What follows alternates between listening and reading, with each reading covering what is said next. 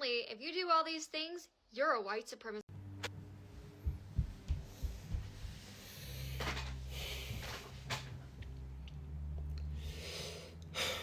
Okay, so it looks like I'm gonna be fact checking this person again.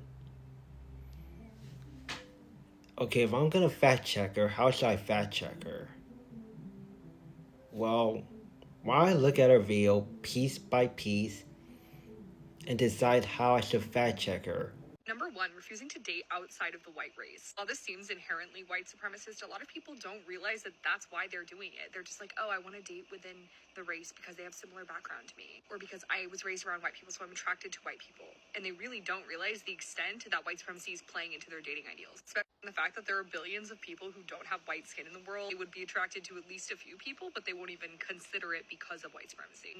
No, attraction isn't a political ideology. You don't get to choose who you're attracted to like it's a ballot. It is true, most people do date within groups that they're around. That's not supremacy though, that's just proximity. And Okay, how should I fact check her on that first part? Well, maybe I should start with historical context, like how historically white supremacy in the United States was reinforced by anti-miscegenation laws that prohibited interracial marriages to maintain white racial purity and power structure. I should also bring up the ideologically a refusal to date outside one's race when rooted in the belief of being superior or a desire to maintain a pure bloodline. Yeah, maybe I should bring up the power dynamics too, like how some arguments suggest that even seemingly innocent dating purposes can be influenced by pervasive societal racism and power imbalances. Number two, the way that white people talk about sports, especially black athletes, is very concerning. They refer to them as more than human or having these extra insane ability. That clearly seems like it's coming from a white supremacist mindset. Just listen to the way a lot of white people talk about Serena Williams as having an unfair advantage over the white women she's playing against. so now complimenting athletic excellence is racist. Okay, on the second part, I can see that she clearly doesn't understand about stereotyping black people. So, how should I fact check her on this?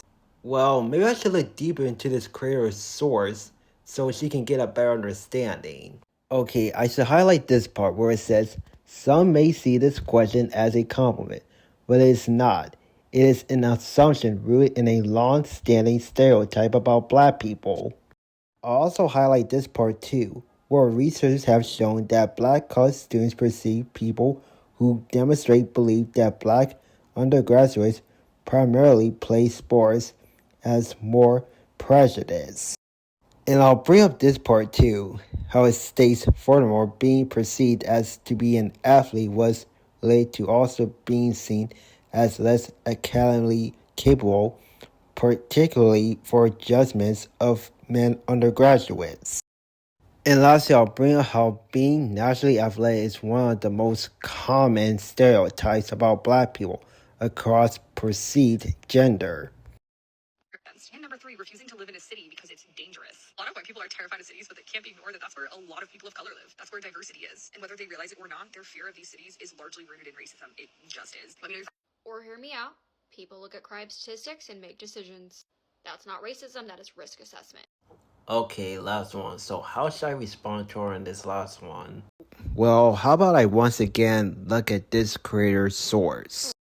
Yeah, I should probably talk about segregation that has historic practices in the U.S. that has kept non-white people from buying and occupying land. Maybe I should also bring up how these covenants began appearing in the U.S. cities from the early 1900s. Before their use in Minneapolis, the city was more or less integrated with a small but evenly distributed African American population. And maybe I should finally put, as a result, African Americans especially were pushed into a few small areas of the city, such as the near north neighborhood, leaving large parts of the city predominantly white. Yeah, I should put that too. That sounds about fair. Okay, that's it. I got all my notes. I know exactly how I'm gonna fact check this woman. So, let's get this video started. Alright, time for a fact check.